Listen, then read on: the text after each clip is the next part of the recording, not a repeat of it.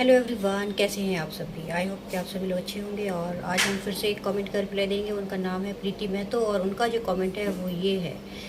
Madam, मुझे breast cancer है। इसमें पीएम फंड से जो पैसा आता है वो मुझे कैसे पता चलेगा। हॉस्पिटल वाले मुझसे झूठ भी बोल सकते हैं कि पैसा नहीं आया, प्लीज़ हेल्प। तो अगर आप जानना चाहते हैं कि पीएम फंड से जो हॉस्पिटल में आपके नाम पर पैसा आया है वो आया है या नहीं आया है, तो उसके लिए आपको एक सिंपल सा प्रोसेस है। आपको क्या करना है, आपको कि इस वीडियो के डिस्क्रिप्शन बॉक्स में आपको एक व्हाट्सएप नंबर देंगे हम। उस व्हाट्सएप नंबर पर आपको एक मैसेज सेंड करना है। आपको अपना केस नंबर टाइप करना है और जैसे ही आप अपना केस नंबर सेंड करते हैं व्हाट्सएप पर, तो आपके पास एक मैसेज आता है, an OTP is send to your registered mobile number for an authentication. If you wish to change your registered mobile number, please visit the OPD registered counter, please enter the OTP to process further. तो आपको जो message आपका registered mobile number पर एक OTP आया होगा, उस OTP को फिर से आपको व्हाट्सएप पर टाइप करके सेंड कर देना है। और फिर से जब आप इस तरह से कर देते हैं तो आपके पास लिखा हुआ आता है, डियर, आपका जो नाम है वो आपका लिखा हुआ आएगा, welcome to your TMH account, date of birth वगैरह आएगी, जेंडर आएगा आपका, सब कुछ इस तरह से पूरी डिटेल आएगी कि किस OPD में आपका ट्रीटमेंट हो रहा है, गायनिक OPD है, जो भी है। और फिर type 1 to generate your OPD token, type 2 for your check balance. तो आपको टाइप 2 करके सेंड कर देना है, नंबर 2 टाइप करके सेंड कर देना है। और जैसे ही आप सेंड करेंगे उसके बाद आपका जो भी बैलेंस होगा वो आपका पूरा स्क्रीन के ऊपर शो हो जाता है इस तरह से। ठीक है, तो इस तरह से ये बैलेंस शो हो जाता है। तो ये बैलेंस जो पीएम फंड से जो भी पैसा आता है या जो भी ट्रस्ट से पैसा मंगवाते हैं, ये पैसा तब आता है जब हॉस्पिटल में पेशेंट का अकाउंट खाली होता है। अगर उसमें पेशेंट के पहले से पैसे होते हैं तो पैसा जो ट्रस्ट से आने वाला होता है वो रुक जाता है। वो उसके बाद जब पेशेंट अपना ट्रीटमेंट करवा लेते हैं इस पैसे से, जब उनका ये खाली हो जाता है उसके बाद से फिर से वो कुछ नया प्रोसेस करते हैं। उसके बाद जो पैसा आना होता है वो हॉस्पिटल के अकाउंट पे आता है। तो इस तरह से पीएम फंड का या जो भी ट्रस्ट का पैसा होता है वो इसी तरह से आता है। अगर पेशेंट का पहले से उसमें कोई अमाउंट होगा तो पैसा नहीं आता है। और जो दूसरा कमेंट है वो है DJ मनोज बाबू अजमतगढ़ का। उनका जो कमेंट है वो है, मेरे पिता को लीवर कैंसर हो गया है, कैसे टाटा मेमोरियल सेंटर हॉस्पिटल में एडमिट करें।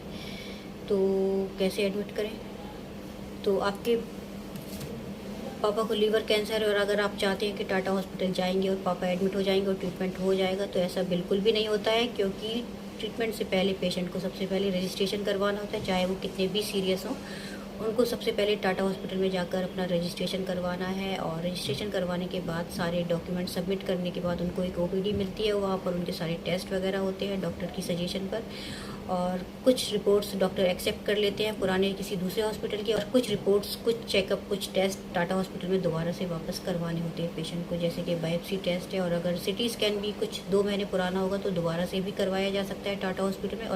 और जब पेशेंट की सारी रिपोर्ट्स वगैरह क्लियर हो जाएंगे, सबमिट हो जाएंगे, उसके बाद डॉक्टर्स की मीटिंग होगी, पेशेंट का पूरा ट्रीटमेंट प्लान किया जाएगा और डिसाइड किया जाएगा कि पेशेंट की सबसे पहले सर्जरी करनी है, रेडिएशन देना है या कीमोथेरेपी देना है। तो कीमोथेरेपी में पेशेंट को 3 से 4 घंटे तक ही एडमिट किया जाएगा। उसके बाद पेशेंट अपने घर जाते हैं या फिर रूम लेकर रुकते हैं तो वहाँ आ जाते हैं। और सेम रेडिएशन का भी होता है, 5 से 10 मिनट का ही रेडिएशन होता है और इस तरह से वो भी वापस आ जाते हैं। और सर्जरी में सिर्फ 5 से 7 दिन तक ही पेशेंट को भर्ती किया जाता है, एडमिट किया जाता है हॉस्पिटल में। और जब उनकी रिकवरी हो जाती है तो पेशेंट जहाँ रूम लेकर रुकते हैं वहाँ रुक जाते हैं। तो पेशेंट का ये जो पूरा कंप्लीट ट्रीटमेंट होता है वो 5 से 7 महीने लग जाते हैं कंप्लीट ट्रीटमेंट लेने में, इसलिए पेशेंट वहाँ पर रूम लेकर रुकते हैं।